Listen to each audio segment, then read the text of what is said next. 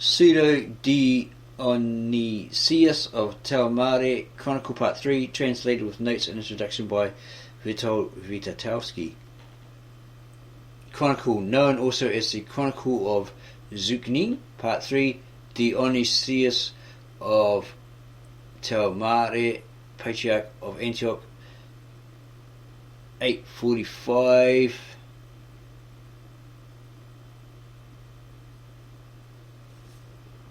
It's probably 845 AD.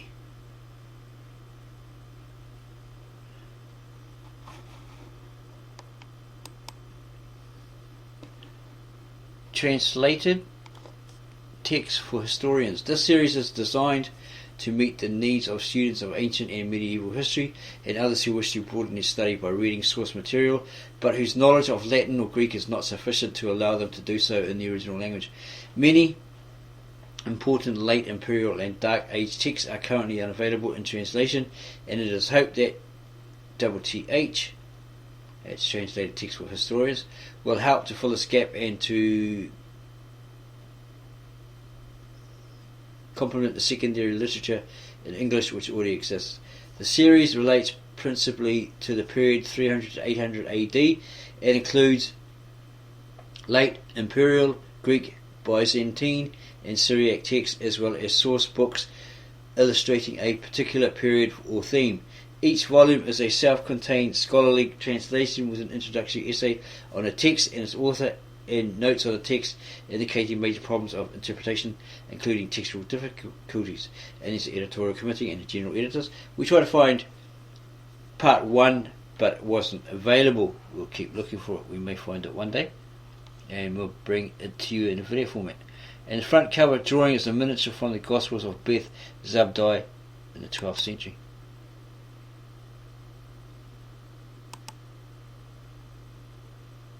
The plate of Perm, 6th century, now in the Hermitage, St. Petersburg. Is that Russia?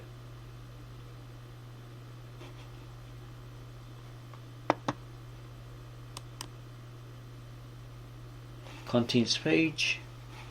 First published 1996 by Liverpool University Press. Headings and brackets do not appear in the text. So, footnote indication there. Acknowledgements.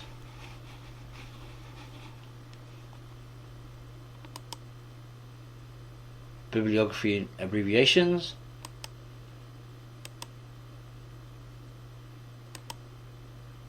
Introduction.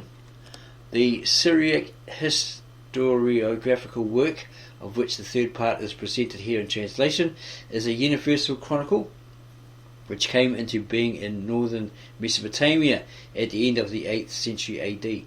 Its author is unknown, perhaps simply because of the poor state of preservation of the unique manuscript of the work. Due to an early attribution, see 1-2 below, it says at the bottom here something in Latin, so reference possibly. Later proved false. He is usually referred to as Pseudo-Dionysius. This conventional name has been perpetuated by the title of the standard edition of the Syriac text, Inserti Anctoris Chronicon Pseudo-Dionysianum Vulgo Dictum, edition 1 by B. Chabot, 1-2, etc., etc. This conventional name has been perpetuated by the title of the standard edition of the Syriac text, not likely to be replaced in the near future, and will consequently be retained here. As the place where the chronicler lived has proved to be the monastery of Zuqnin, the other conventional title by which the work is sometimes referred to is the Chronicle of Zuqnin. Presenting to the public an English translation of only the third part of, see section 2 below, of Pseudo-Dionysius Chronicle may seem somewhat arbitrary, but the decision to do so was made when this part was still the only one for which no full translation into any European language existed. The third part, moreover, has a value of its own quite independently of the rest of the Chronicle, due to its being based on an original historiographical work contemporary with the events recounted, as well as to its distinctive point of view, that of the representative of a dissident religious community at a crucial period of its development. It thus constitutes an important source for the history of Byzantium in the 6th century, covering roughly the reigns of Anastasius, Justin I, and Justinian. The contemporary historiographical work in question is the otherwise lost second part of the church history of John of Ephesus, a Syrian of Monophysite conviction. See 2:1 below. A monk later to become a bishop, he had often participated in the events he described.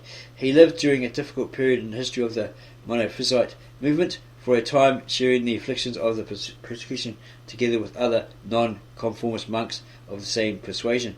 As an eyewitness, he provides a vivid picture of the persecution, depicting the events from the perspective of the underdog, a perspective seldom supplied by the Greek historiography of the epoch. It's probably of the age. John's work is even more valuable as, in addition to an account of events in the eastern provinces, it also provides an insight into Constantinopolitan affairs. For in time John moved to the capital, even gaining access to Justinian's court. Is that Emperor Justinian? One of the emperor's aims was the religious unification of the empire, and John covered episodes of the campaign against Manichaeans and pagans in his narrative. Though still a religious dissident, he had no objections to taking an active part in Justinian's plans, and in a passage often referred to, he proudly informs us of his missionary successes among the pagans in Asia Minor. He is more reticent about Justinian's continued efforts to bring unity to the church by means of discussions between representatives of the Chalcedonian and the Monophysite forms of Christianity. Perhaps our author cherished hopes that the Chalcedonian or imperial side would be won over for Monophysitism, and when things did not turn out that way, he may have felt less anxious to give a fuller account of the matter. John also gave us an original account of the great Justinian plague, far longer than those provided by other Byzantine historians, penned in an emotional style with the help of numerous quotations from Old Testament prophets. It contrasts with the calmer account of, say, Procopius. Yet it is worth reading, since it has caught and transmitted to us the atmosphere of a bitterly tormented Constantinople, which lost hundreds of thousands of its inhabitants during that plague. For the reigns of Anastasius and Justin I, covered in the earlier sections of the part translated here, John must of course have used written sources. Notwithstanding the fact that much of this material may be known from elsewhere, even so, these sections remain important for two reasons. The first is that his main source, the Chronicle of Malalas, appears in John of Ephesus, i.e. Pseudo-Dionysius, in its original form, longer than that which is known to us from the independent transmission. The other reason is again the way in which our historian's point of view colours his narrative. He treats most of the events and persons with which he deals from the point of view of a dissident who is passionate about his cause, thus providing us with a perspective on these events and persons different from that of orthodox Byzantine historiography. Introduction. 1. The Chronicle as a whole. 1.1. The manuscript and editions. The manuscript, preserved today in the Vatican Library, Syriac 162-173 folds, and has a footnote here down the bottom. Looks like it's in Latin. Looks like the Apostolic Vatican Codex book manuscript catalogue. The Apostolic Biblical book manuscript book catalogue, something like that. We're just assuming that we can't really read Latin, so we're just assuming that's what it means. The manuscript preserved today in the Vatican Library, Syrian 172-173 foals, was brought there in 1715 from the monastery of St. Mary of the Syrians, Dea es Syriani, in the Nitrian desert in Egypt by J.S. Essemani, who through his purchases laid the foundation for the Vatican Library Syriac manuscript collection. By a happy coincidence, some of the missing folios, so that's what that folio is, 173 folios, it's folios, of the manuscript were brought to England from the same monastery by H. Tatam in 1842 and are preserved today in the British Library edition 1465, folios 1 to 7. Okay, it's got a footnote here. W. Wright, Catalogue of Syriac Manuscripts in the British Museum, acquired since the year 1838. 3. London, 1872. Page 218F.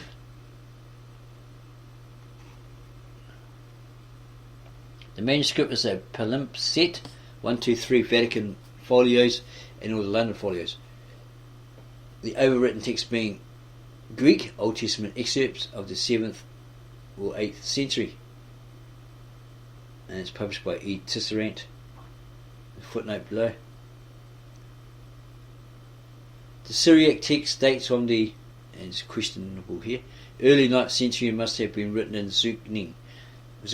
We infer this from the colophon on folio 66V, which was copied to replace what was probably a lost original folio. The scribe of the folio left a note which reads, "Pray for the wretched Elisha of the monastery of Zuqnin, who copied Syriac Tab, this leaf, that he might obtain mercy like the robber on the right hand of Jesus. Amen and Amen." PD 1241. Note 6, or I'm not too sure what that is. He may be identical with the scribes Elisha of Zuqnin, who, according to a colophon of the year 903 and another manuscript of the British Library, Origen maybe 5021, lived as an anchorite in Egypt. And footnote says, F. Now, in his review of E. Tisserant's work, see previous note, Roch, Roman Church, 16, 1911, page 137F. Okay, he may be identical with the scribe Elisha of Zuqnin, who, according to a colophon of the year 903 and another manuscript of the British Library, lived as an anchorite in Egypt. If this is the same person, then he must have copied folio 66 of PD's text while still in Zuqnin. As the chronicle was composed in that monastery, see 1 and 2 below, footnote, and one of its folios was replaced there at the end of the 9th century, then our manuscript almost certainly came into being there too. Later, it is generally believed the manuscript was brought to Dea es Syriani by Archimandrite Moses of Nisibis, who in the years 926 and 932 collected 250 manuscripts from Syrian and Mesopotamian monastic libraries and transported them to Egypt. There also exists a copy today in the Bibliothèque Nationale Paris Syriac 284-285, made by Paulin Martin in 1867 from the Vatican manuscript folios 44 to 152. Although marred by faults, the copy proved important for the establishment of the text for the critical edition. The Vatican manuscript has deteriorated since Martin's time, and the editor used this copy to restore many illegible passages. J.S. Assamani estimated the value of the text as a historical source very highly. Accordingly, he adopted a number of excerpts from it in his monumental collections of Syriac writings, known generally as the Bibliotheca Orientalis, which he published in 4 octavo volumes. Octavo, isn't it 8? Not too sure now. Not too sure now.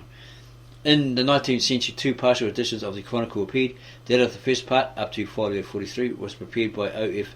Tolberg, and that of the fourth and last part, folio 121 to the end of the Vatican manuscript by J.B. Chabot, or Chabot, the latter being provided with a French translation. The standard edition of the full text of the work was produced in the years 1927 to 33 by the same Jean-Baptiste Chabot for the Syriac series of the Corpus Scriptorum Christianorum Orientalium. Obviously that's Latin. Looks at the Oriental Christian body script. Well, it sounds like or book. It's kind of hard. Don't know Latin that well. In 2 volumes, henceforth, you can usually guess at it. PD1 and PD2. See abbreviation. So that's the body of this Christian Oriental script. That's probably what it is. Okay. Before his death in 1949, Chabot managed to publish only the translation into Latin of the first half of the text, PD1, and thus until 1990, when R. Hitzbill's French translation of the second half, PD2, appeared. Apart from some fragments, only the third part remained inaccessible to those unable to read Syriac. And footnotes below here state a German translation of the section dealing with the United Surrounding Events was published by N. Pigulowiskaya in Byzanz auf den Wegen nach Indien in Berlin, 1969.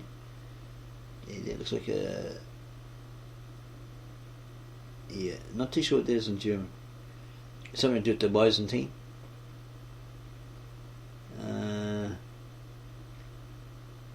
1969, BBA 36, and so forth. Excerpts on the Paris manuscript in French by F. Now, and so forth.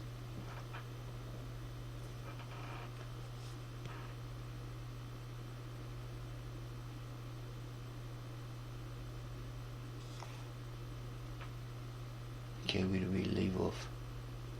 Okay. J.S. Assemini thought that the chronicle he had in his hands was the work of the Syrian Orthodox Jacobite patriarch Dionysius of Talmare 845, whom he knew to have written a chronicle. Consequently, the fragments published in the Bibliotheca Orientalis, as well as the 2 19th century partial editions, bear the patriarch's name as that of the author. The view that Dionysius of Talmare was the author of the Chronicles survived until 1896, when 2 scholars, Francois Nau and Theodore Neudeke, proved independently of each other that it could not have been the work of the patriarch. And here is a note here in the footnotes. But if now, looks like it's in French, in German,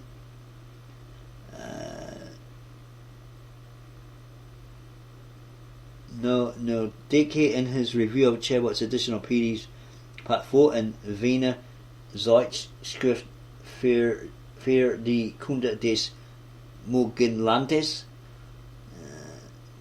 10/1896, page 160 to 170, they argued that other Syriac historians, Michael the Syrian, Bar Hebraeus, who quoted Patriarch Dionysius' work, knew nothing about the Chronicles of Joshua the Stylite, which is preserved nowhere but in PD, whereas the quotations from the Patriarch could not be found in the text of PD. Moreover, the latter wrote in 775, whereas Dionysius was Patriarch 818 to 845 and wrote his work towards the end of his life.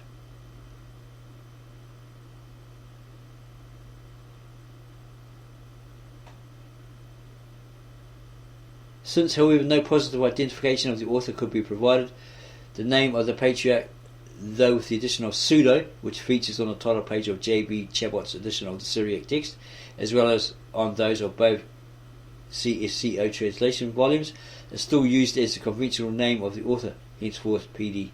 All we know about him is what can be deduced from the text itself. He lived in the 8th century, as can be inferred from autobiographical details. He knew some ecclesiastics of the age. He met a false prophet in 770/771, etc. And from the date of his working on the Chronicle, its last dated lemma is 1085 of the Seleucid era, 773/74 AD, but it might very well have been 1086. Is it Seleucid or something? Had the last followers not been lost. Yeah, 1086 Seleucid. Though we do not know when he started writing the Chronicle, we do know that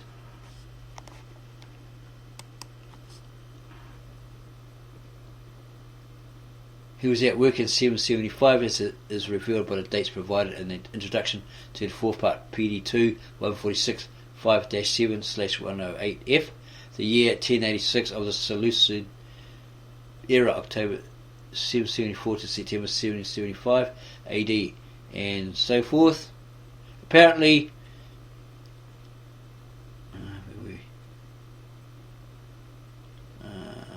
and 158 of the Hijra, 11 November 774 to 30 October 775. But as he informs us in another preface, that to the whole work, very badly preserved, PD2 419 2731, apparently added after the completion of the work. He finished it in the year 1087 of Alexander the Macedonian, so it would be Alexander the Great, right? 775/6 AD, in which Mahdi, son of Abdullah, comes to power. So is that a caliphate? The Arabs, 775 AD, and Leo, son of Constantine, begins to rule over the Greeks, 24 September 775. On the basis of some expressions of the type, our monastery of Zuqnin, which occur in the text of the fourth part, for example PD 2061/159, as well as from the dedication of the work to some persons of the Syriac monastery, PD 2 420 8-12, it can be established that the chronicler was a resident of that monastic house located just north of Ahmed, modern Diyarbakir in southeastern Turkey. Some scholars have attempted to identify the author as a starlight of Zuqnin by the name of Joshua. The basis of this supposition was a second note of the scribe Elisha, found after the one already quoted on folio 66b. May the grace of the great God and our Saviour Jesus Christ be upon the priest Mar Joshua, the starlight of the monastic house of Zuqnin, who wrote or copied Syriac Tab, this book of records of the evil times which passed, and of the horrors and terrors which this tyrant did to the people. It was again Ifnal who in 1897 asserted that this colophon provided the name of the actual author of the whole Chronicle of PD. On the authority of Ifnal, the identification of Pseudo-Dionysius as Joshua the Starlight was adopted by a number of renowned Syrologists. They must be proficient in Syriology or all about Syria, texts and everything. It is true that F. Haase refuted this opinion in 1916, but it has recently been revived by A. Palmer, and footnote indicates here below. In his review of Witkowski, Syriac Chronicle in Abba Narain 28, 1990, paragraph 144F, or page 144F. Since I find Now's argument convincing, I shall call the author of the Zuqnin Chronicle Yeshu, the Syriac form of Joshua. However, in an article published in the same year, who wrote page 274, A. Palmer takes another stand and writes, the compiler of the Chronicle ending in AD 775 was a monk of Zuqnin. So was Joshua, but this does not entail that Joshua was the compiler, as was suggested by Now.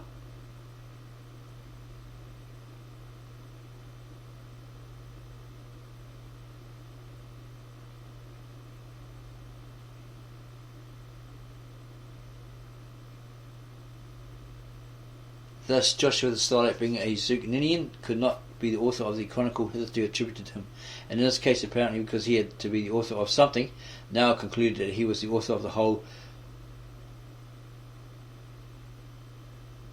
PS the Onysian Chronicle. However, neither Nau's premise nor its conclusion, endorsed by A. Palmer and Abranarain, is necessarily true. Firstly, it can be pointed out that Joshua's knowledge of Edessa's vicissitudes and his being a stylist in Zuqnin are not mutually exclusive, since he might have lived both in Edessa and in Zuqnin at different times. He is well informed not only about Edessene affairs but also about events in Ahmed. This was noted by F. Hassa in his book 1920, and also by A. Palmer, who wrote, it's his book who wrote, or an article, page 275.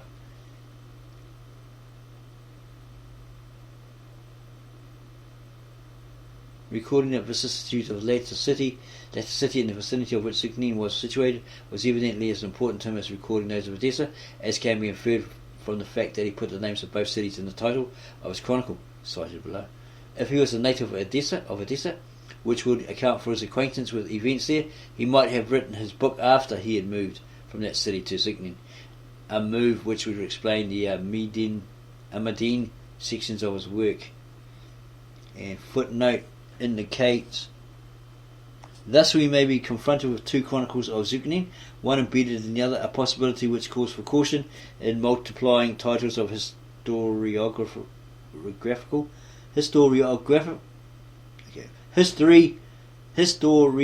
works on the basis of hypotheses concerning their origin.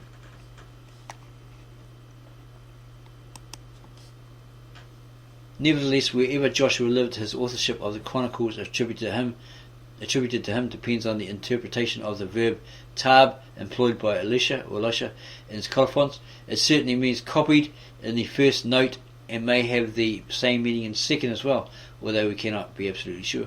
However, whether Joshua was the author or only a scribe of the chronicle, known under his name, is of lesser importance here, the main issue being whether he can be identified as PD. And this, as we shall see, is quite unlikely, because the colophon does not refer to PD's chronicle but to pseudo-Joshua's. Firstly, a certain parallelism can be observed between the title of pseudo-Joshua's chronicle and Elisha's notes. The former was a history marked Banuta de Tasita of the time of affliction which took place in Edessa and Amid and all of Mesopotamia. And according to Elisha, Joshua wrote or copied this book of record, Taba Hana de Udana Hana, we're guessing at it, of the evil times which passed and of the horrors and terrors which this tyrant did to the people. And there's some footnotes here. I fail to see why the repetition of Hana this makes Taba book and Udana record refer to PD's and pseudo Joshua's chronicles respectively, as suggested by A. Palmer, who wrote, this is from the article Who Wrote, page 274, or the book Who Wrote, page 274. So it was interpreted by W. Wright, who translated, which the Persian tyrant wrought among men. Chronicles of Joshua, the Stylite, page 10, and so it is understood by A. Palmer in the book Who Wrote, page 273, note 12. This parallelism makes it probable that Elisha had nothing but pseudo Joshua's chronicle in mind. However, a more cogent argument seems to be that such a description of the contents of a historiographical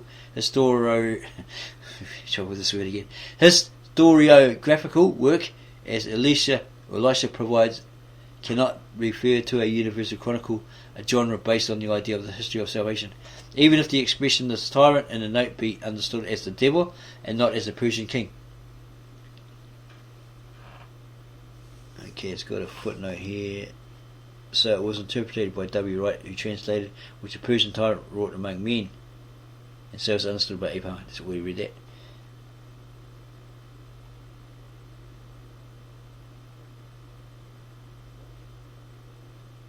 Even if the expression of this tyrant is in the note be understood as the devil and not as the Persian king, the whole universal chronicle of pseudo Dionysius was not a mere record of evil times, and of horrors and terrors, as Niles and Palmer's interpretation of Elisha's note implies. A historiographical work which naturally contains a narrative of the creation of the world. See 1.3 below. The nativity of Jesus, the homage of the Magi, the spread of Christianity, and so on, can hardly be referred to in this way. It seems quite possible that PD was or had been, before setting about writing the Chronicle, a steward of his monastery, as may be inferred from his interest in the price of food, often attested in the Chronicle, and from his mention of journeys in search of books. In any case, an interest in the price of food is more understandable in a steward than in a stylite or any other ascetic. Okay, there's quite an extensive footnote here.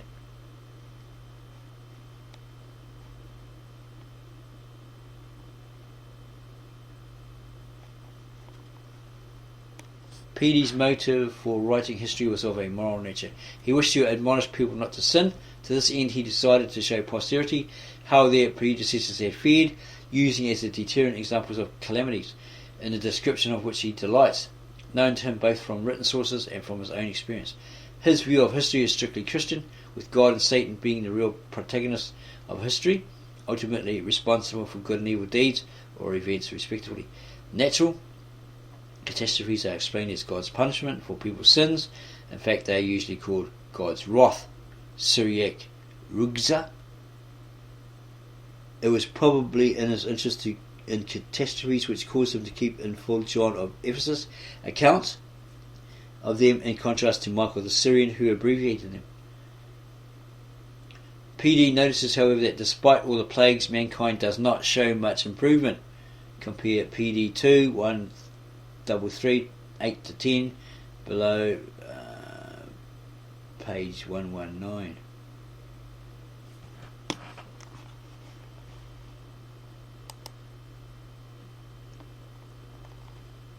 The genre of the Chronicle and its place in Syriac historiography. PD's work belongs to the genre of universal or world chronicles, a term implying that the historiographical narrative, starting with the creation of the world and Adam and continuing to the epoch contemporary with the author, runs through the whole universal span of history, at least as it was conceived by the Christian historiographical tradition. It covers, also at least in theory, the whole of mankind. In reality, however, this latter dimension of the universality of the Chronicle is limited to what is provided by the sources available to the chronicler, or in the part which is his original contribution, the horizon of his own experience. In PD's case, the geographical scope of the work only very seldom stretches beyond the East Mediterranean area, varying somewhat in accordance with changes of outlook in his sources. Finally, in the part which is the chronicler's original contribution, his perspective is limited to northern Mesopotamia. Universal chronicle writing in Syriac did not begin with the work of PD. This specifically Christian genre of historiography was implanted in Syriac literature by the translation of the classic work of the genre, the Chronicle of Eusebius of Caesarea. This translation has not been preserved, but the Eusebian material is recognizable in a number of Syriac chronicles on both sides of the confessional divide, i.e., or for example, in the works of both Monophysite and Nestorian historians, which excerpted, reproduced more or less in full and / or extended the archetype.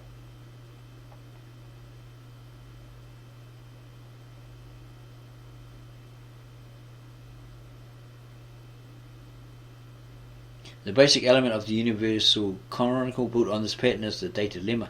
This is usually short, again in accordance with the Eusebian archetype, which was in tabular form with relatively little space for lemmata.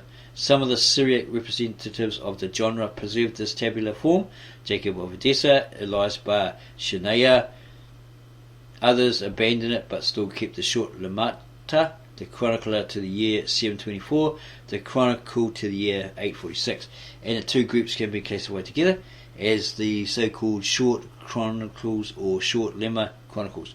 In this respect, PD was innovative, for while keeping the dated lemma skeleton of the short chronicle, he felt free to fill the lemata with material originating from other genres of historiography. For instance, church history, hagiography, etc., thus creating the genre which we have called the developed chronicle. In this he was followed by later Syriac chroniclers, for instance Michael the Syrian. It does not follow, however, that Michael knew Pede's chronicle. In fact, none of the extant Syriac chronicles know of Pede's work. In fact, the first main source is the Old Testament, but Pede does not name it. In Pede's version of the story, the number of the sleeping young men is 8. For more information on Pede's sources, see Witkowski, Syriac Chronicle, page 124, 136. Okay, so Pede's innovation is important to us from another point of view too. It meant that he copied his narrative sources in long excerpts, and sometimes it appears in the entirety instead of summarizing them. He has thus preserved for us some sources which would otherwise be lost. Pede's usual procedure is to use one main source for a given period, organising the material from it in the form of dated lemata, irrespective of whether the source in question was itself a chronicle or not. Thus, according to his own statement in the introduction to the fourth part of the chronicle, PD 2, 145, 17 to 146, 8/108, he used the chronicle of Eusebius, the church history of Socrates, Scholasticus, and the church history of John of Ephesus. These are supplemented with additional material from compositions, such as the Cave of Treasures, the story of the Magi. This Cave of Treasures is probably that lost Book of Adam, Part 1, Part 2. That's pseudepigraphic book. Or that pseudepigraphic book. The Cave of Treasures, yeah, pretty sure that's the lost Book of Adam and Eve, Part 1 or 2. The story of the Magi is Eusebius' church history. The Chronicle of Edessa, the story of the seven sleepers.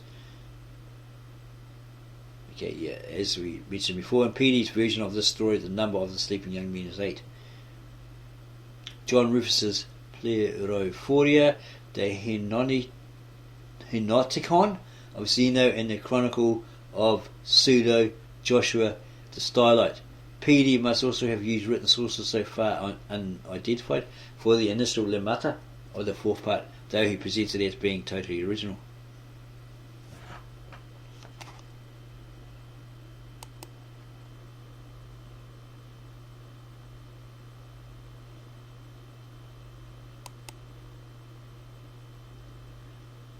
The third part. The chronicle itself does not divide into any sections, and the idea that the historiographical material may be composed of 4 parts is conveyed only in the introduction to the 4th part mentioned above. Thus the chronicler may have regarded the part based on John of Ephesus' church history as the 3rd part. However, the division which we conventionally apply here is a rather mechanical one and follows the scheme of the editor of the whole chronicle, J.B. Chubbard. He did, it is true, publish the whole text in 2 volumes, PD 1 and PD 2, but since the second of these contains both new text and text which he had previously published as a 4th part, PD 2, 145, 17 to 381, it has become natural to refer to the new text in the volumes PD 2, 145, 16 as the 3rd part. This 3rd part covers the time span from the last 3 years of the Emperor Zeno to the 4th year of the reign of Justin II, for example the years 489, 569. Although the material taken from John of Ephesus starts in what should be taken as the 2nd part according to the modern division, there is no doubt that John's work also served as a source for the 3rd part translated here, and in fact as the main one. 11.1. John of Ephesus' church history as the main source of the 3rd part. John was born around 507 in the region of Amid. As a 4-year-old boy, he was left by his parents in the monastery of Arabatha to lead an ascetic life. At the age of 15, he moved to the monastery of John Utaya in Amid. Devoted to the Monophysite cause, he shared the bitter experience of persecution together with other monks of the monasteries of Amid. In 529, he was ordained deacon by John of Tala, another champion of Monophysitism. After a period of travelling during which he visited Constantinople, Antioch, Palestine and Alexandria, he settled in the capital, enjoying there, together with other Monophysites, the protection of the Empress Theodora.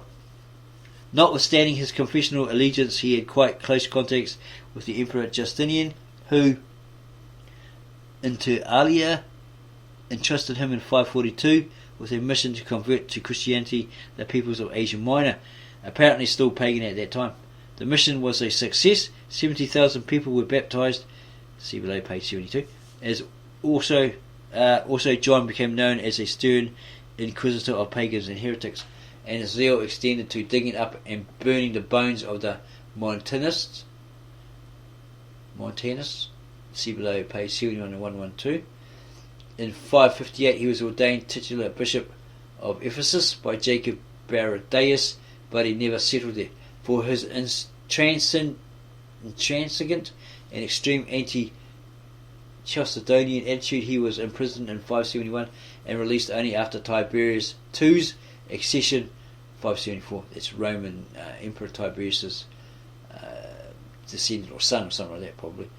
In his last years, he must have felt embittered to see the internal strife within the Monophysite party, the informal head of which he became after the death of the patriarch Theodosius of Alexandria in 566. After another period of imprisonment in Chalcedon and banishment from the capital, he died soon after 588.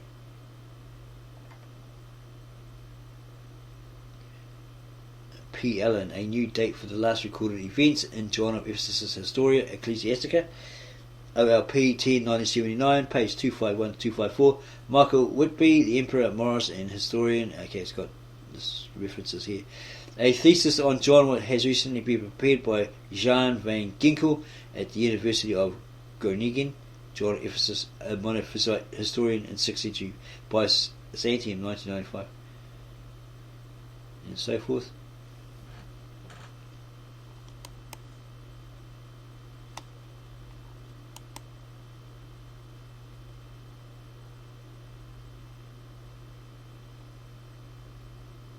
John is known to be the author of two works, The Lives of the Eastern Saints, a collection of biographies of Monophysite ascetics,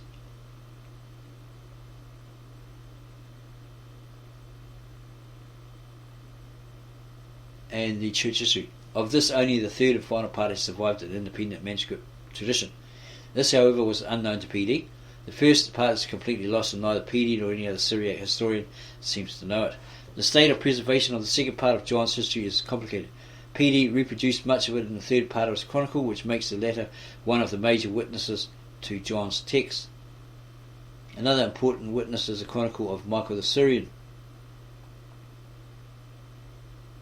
Two other sources, the chronicle to the year 846 and the chronicle to the year 1234, preserve John's text to a much lesser degree. The separate manuscript tradition of John's second part is limited, so far as is known, to excerpts in two manuscripts published by J.P.N. Land. The excerpts in one of them, edition 14, 647, do not give John's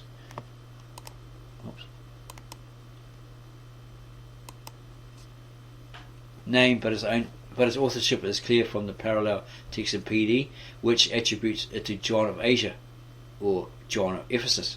It equals John of Ephesus.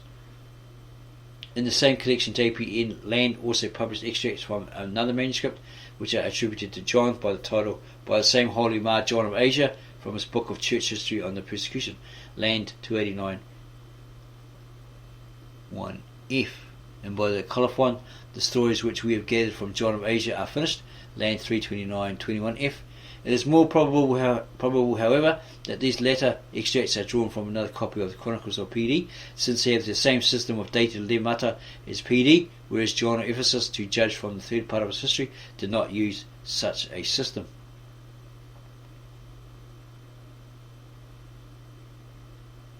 As we know from Michael the Syrian, the second part of John of Ephesus' church history began with Constantine the Great.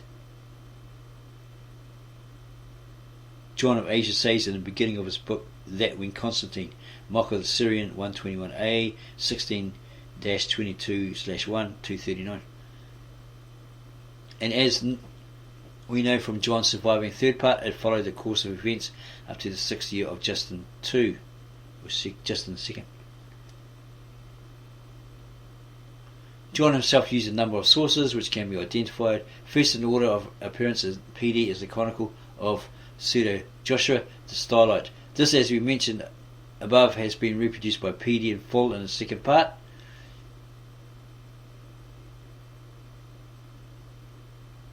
But again in the third part there are some lemata based on that source.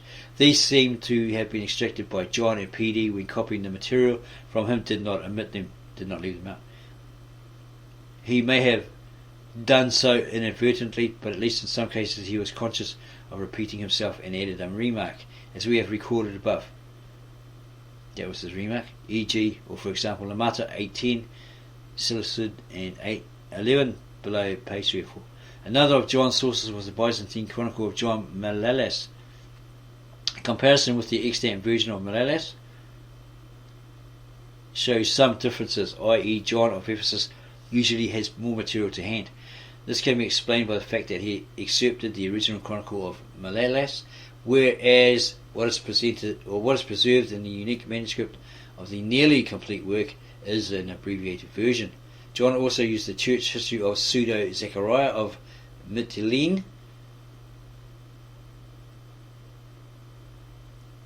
taking from it, for instance, Simeon of Beth Asham's letter on the Himyarite martyrs, page 53-62. Some lemata were written by John on the basis of his own experience, as for instance those already mentioned on the mission to the pagans of Asia Minor, he's trying to convert them by order, and on the Great Plague, page 72 and 74 to 98 respectively. The latter, rather a long account, as well as that on the persecution of the Eastern monks, page 22 to 41, had originally been composed as separate books. The narrative of the plague has even kept the original division into chapters, and were later incorporated by John into his church history. PD does not seem to have much altered or edited the sources he copied, as may quite often be seen in the lemata, where he kept John's utterances in the first person. For example, page 33, 41, 76, 98. He copied some fragments of John's work without any adjustment to the demands of his own work. He even forgot to omit John's cross-reference to his own text, as for instance in the story of the Great Plague, where John compares the behaviour of people during the plague in Constantinople to that in Alexandria, page 102, whereas the fragment on the plague in the latter city, which would have made such a comparison intelligible, was omitted by him. Along with John of Ephesus' work, PD also used other sources, as for instance the Chronicle of Edessa, but again in its original form, of which the extant chronicle is an abbreviation. On the original Chronicle of Edessa, see Witatowski, Chronicle of Edessa.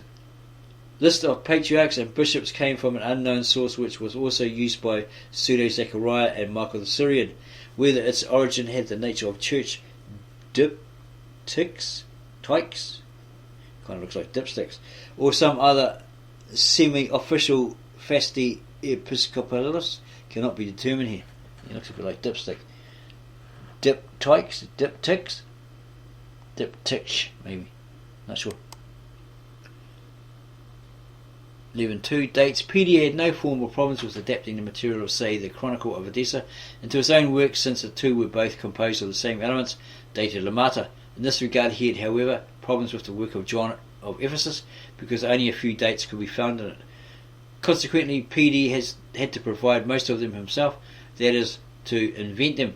That this procedure was seldom successful, at least from the point of view of modern criticism, goes without saying. It cannot be totally ruled out that there is some rationale behind some of these dates, as for instance a dependence on the source of chronicle type, which provided the dates according to the era of Philip Arrhidaeus, Alexander the Great's brother.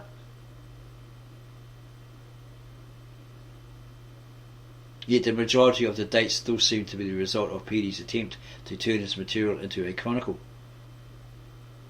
For instance, in part 2 we find the material from John Rufus's Plerophoria, known from independent manuscript transmission, as well as from Michael the Syrian's Chronicle, divided up and attributed to successive dated lemata. To account for the faulty dates, A.D. Yarkanov suggested that PD used an analytic source, which had combined three further sources, the Chronicles of Edessa and two other chronicle-like sources, of which one was inaccurate by 3 to 4 years in both directions, and the other basically by 8 years plus, 1 to 3 by additional error in both directions, i.e. altogether by 5 to 11 years. Although such a source is otherwise completely unknown, the hypothesis would account for double or triple entries, such as those on the earthquakes in Phoenicia, Lamata 864, 870, 876, page 115, 119 to 121, 125 respectively. 3. The present translation. The present translation tries as far as possible to be literal. The language of the author or of his main source, John of Ephesus, does not manifest any high literary value, whether from the stylistic or from the logical point of view, a fact which makes the enterprise of translation an arduous task. The author much too often uses words such as D, minus, which of, and so forth. Moreover, there occurs repetitions which have also been omitted. The semantic structure of Syriac as used by John of Ephesus and PD is not that of a modern language. For instance, inherently imprecise words such as sagie, many, saka, the rest, the others, and so on are used very often. Translating such a text involves rather more interpretation on the part of the translator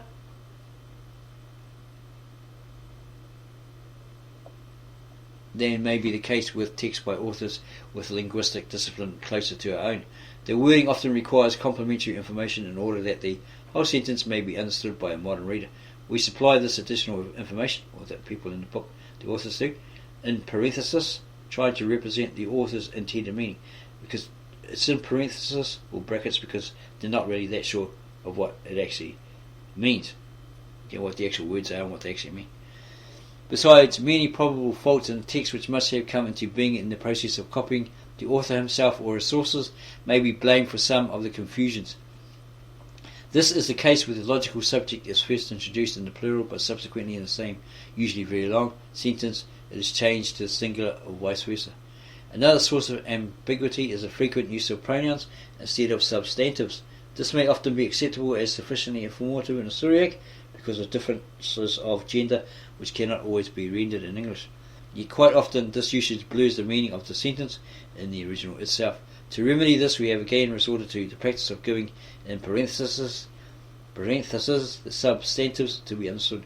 We have not noted small differences between variant readings in Chabot's and Land's text, but larger discrepancies, a different fragment of text, material not found in Chabot's text, are indicated in the footnotes. In cases in which the translation is based on a different reading of the Syriac text, our suggestions for the improvement of the manuscript reading are provided in footnotes. These are also given whenever a simple scribal error has been detected. The quotations from the Bible have been adjusted as far as possible to the wording of the Revised Standard Version. However, in cases where either the Peshitta, the semi-official Syriac translation of the Bible, differs from that, or PD or a source gives another, though recognizable, text of a biblical passage, different from the standard, the wording has not been adjusted to the RSV, or the Revised Standard Version, and the text has been translated as it stands.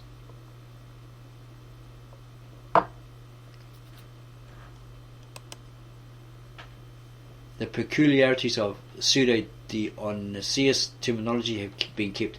For instance, we have always retained PD's Romans, even where we would today rather say Byzantines. The technical Greek and Latin terms of an administrative, economic or military nature have been left untranslated, though explained in the notes, since just as they seem unfamiliar to the general reader today, so they must have appeared to most Syriac readers in the Middle Ages. The spelling of proper names, apart from familiar ones, has been adjusted to the forms given in the prosopography of the later Roman Empire 2 and 3 edition J.R. Martindale, Cambridge 1980 to 1992, or to the Oxford Dictionary of Byzantium edition A.P. Kasdan, Oxford 1991, and in other cases to W.H.C. Friend, The Rise of the Monophysite Movement, Oxford 1972. We have not been able to identify all the toponyms which occur in the text, especially the names of monasteries. Most place names are shown on the maps at the end of the volume. The dates of the emperors, patriarchs, etc. are given in accordance with V. Gunmel, La Chronologie, and there's looks like French, Paris 1958. For the convenience of the reader, all the dates given in the chronicle according to the Seleucid era, which started on 1st October 312 BC, have been converted into dates of the Christian era. This conversion is, however, purely mechanical, and the dates thus obtained do not imply any accordance with the dates generally accepted by contemporary historians for the events in question. On the contrary, most of PD's dates seem to be faulty. In any case, they should be subjected to the customary historical checks before any conclusion is reached on the basis of them. See also above 11.3. The red headings of the manuscript, as well as some other titles of similar status not written in red, are printed in italics. The bold numbers and square brackets refer to the pages of the Syriac text in Chaput's edition. All references given in the notes are, however, to the pages of this volume, as are those of the index. In references to texts other than PD, first numbers indicate the Syriac pages, columns, lines, or Greek pages only. Texts in the standard editions, the title of which are provided in the list of abbreviations, and numbers after the oblique stroke denote the respective English translations, if such exist, and if not, the standard translations into any other European language. Pseudo Dionysius of Talmare, the Chronicle, Part 3, page 2.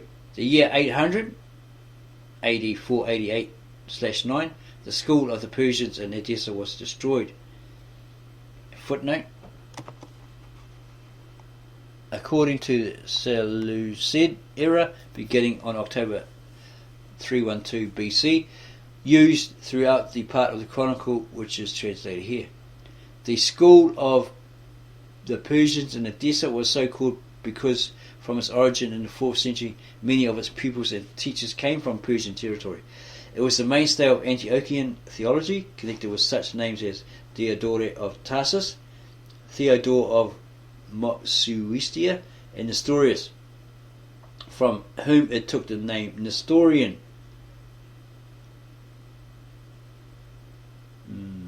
Well, that name was actually put onto them.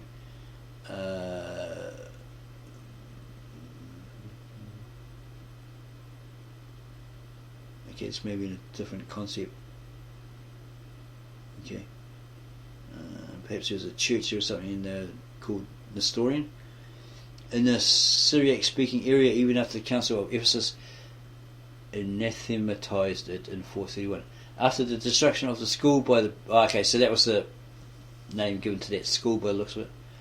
After the destruction of the school by the Bishop Cyrus II, it was re-established in Nisibis under Persian rule, and thus out of the control of the Byzantine authorities, to which most of the teachers moved. And it's got some reference there.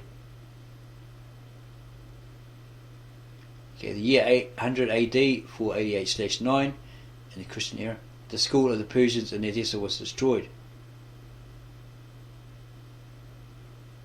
It's the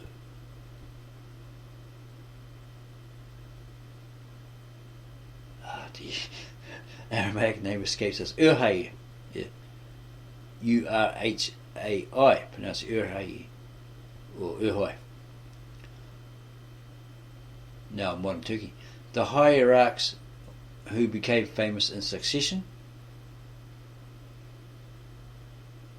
This and further lists of patriarchs, bishops, etc. come from some kind of fasti episcopalis, not preserved in separate transmission. They were also used by Pseudo-Zechariah of Mytilene, compare 1, 205, 3, 3 to 206, and so forth, and Michael the Syrian, compare 248, see the new chapter, etc., etc. In Rome, Hilary assumed the episcopacy after Leo the Great, 440 to 461. Hilary, 461 to 468. In Alexandria, after the wicked Proterius was killed, the holy Timothy, the disciple of Dioscorus, patriarch of Alexandria, 444 to 451, died 454, a staunch Monophysite. He presided at the Second Council of Ephesus in 449, better known as Latrocinium Ephesinum, or Rubber Council, which was a victory for Monophysite theology. 2 years later he was deposed, a result of the acceptance by the Council of Chalcedon 451 of Diophysite theology as orthodox. In Alexandria, after the wicked Proterius was killed, the holy Timothy, the disciple of Dioscorus, assumed the episcopacy, and after him another Timothy, who was called the trembling cap. Proterius 451 and 457, a Chalcedonian, which is why Peter calls him wicked. He was lynched by Monophysite mob. Friend Rise, page 155.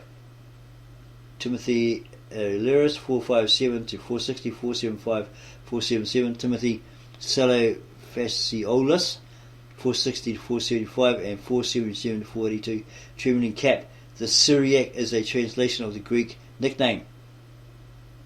It's a turban worn by the Eastern archbishops. The nickname, one whose turban does not fit, may refer to a person who does not fit his office. K. Ahrens and G. Kruger, D. That's all in Germany. I'm not going to try and attempt that. It's too damn long. German's not that great anyway. In Constantinople, Anatolius, and after him Gennadius, and then Acacius.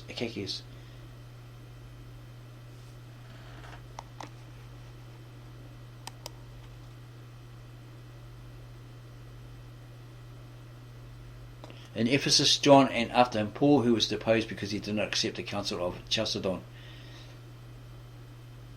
Jan and Ephesus, etc., following 1963. Column 558 lists for the period in question 2 bishops of Ephesus called John 2, so he born 457, and John the heretic, known from Evagrius, History Ecclesiastes or some sort of thing. 3-6 Justinian does not mention Paul. 475, 476/7, on whom see Honigam, page 119. Okay, so in Antioch, Dominus, after him Maximus, and after him Martyrius, who was expelled, then Peter, who came back from exile. Dominus 441/2 to 450, and so forth. Peter the Fuller 470 for the second time, 475 to 477, and again 485 to 489. In Jerusalem, Anastasius, who took over the see after Juvenal. That's like that's what they call it. It's a title, right? It's hard to explain. We don't really know what a see is, but it's like maybe someone that looks into something, right? I'm not too sure on that one. After Juvenal, after him Martyrius, and after him Sallustius, who was famous at this time, or that particular time, right? Again in Antioch, after Peter the believer, the author uses this term of the Monophysites. There was Chalcedon, who was deposed. After him there was Palladius, and after him Flavian. Flavian 2, 498, 512. In Constantinople, after Acacius, there was Fraveta.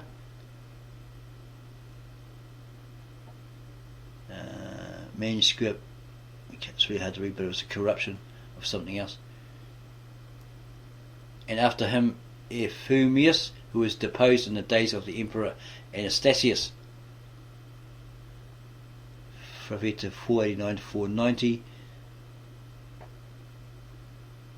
In Alexandria, after Timothy, John, who was expelled. After him Peter, and after him Athanasius.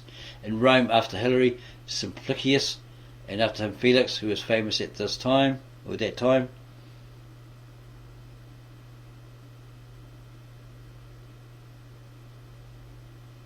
All those hierarchs followed one another after the death of the Emperor Zeno. Zeno's reign 474 to 49. 474 to 491. Also at this time the faction of the Greens. The Syriac uses here the Greek term. The Greens and their main rivals, the Blues, were circus factions originally associations which organised games and other entertainments in larger Byzantine cities. The factions were often responsible for violent riots, sometimes with social and political overtones. See Cameron Circus factions.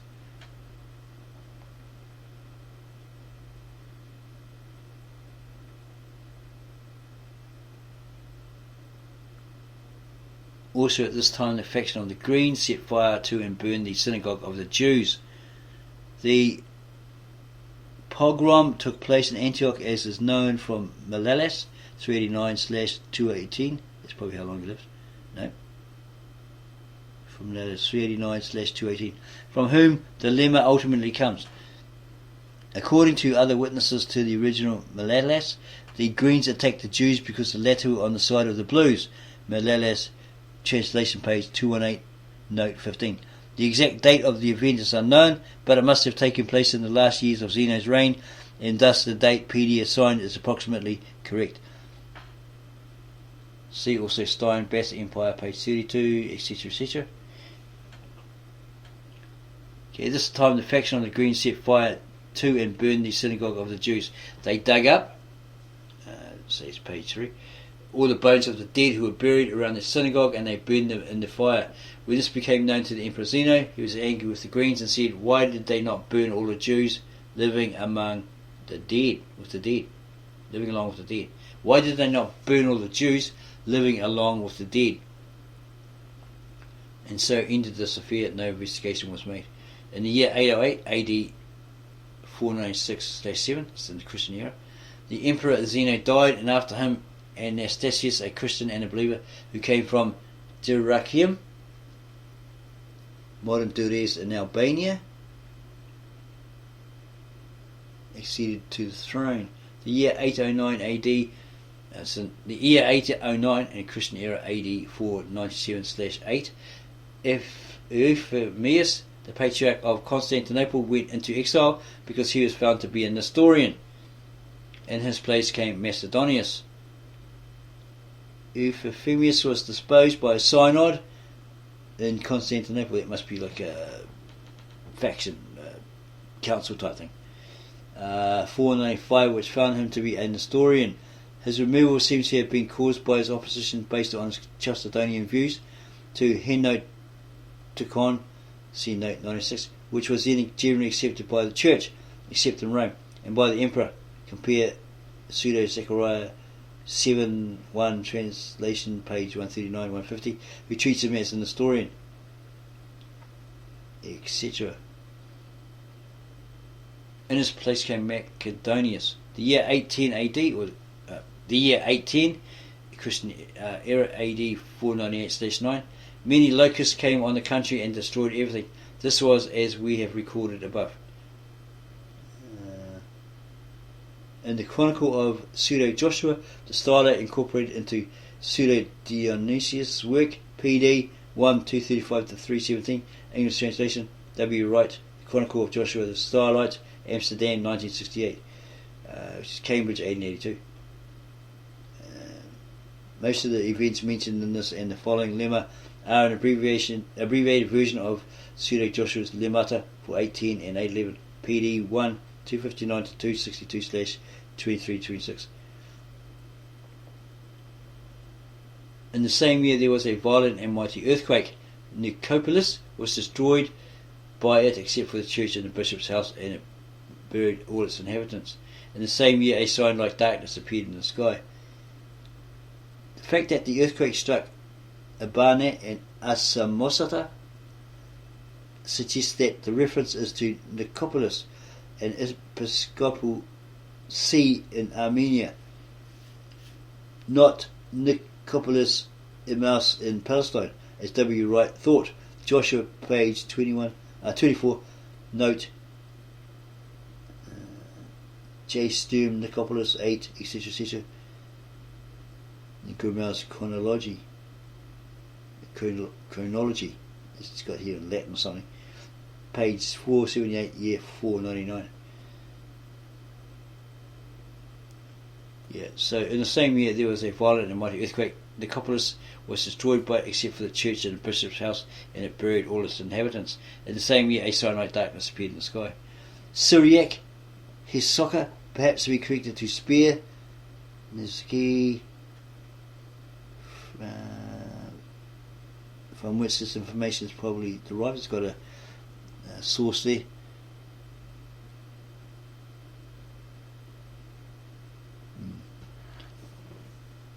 Perhaps to be corrected to spear. Nizki? Can't really see that word. It's really hard to see. It's so small in the footnote. So, yeah, it looks like Nezika.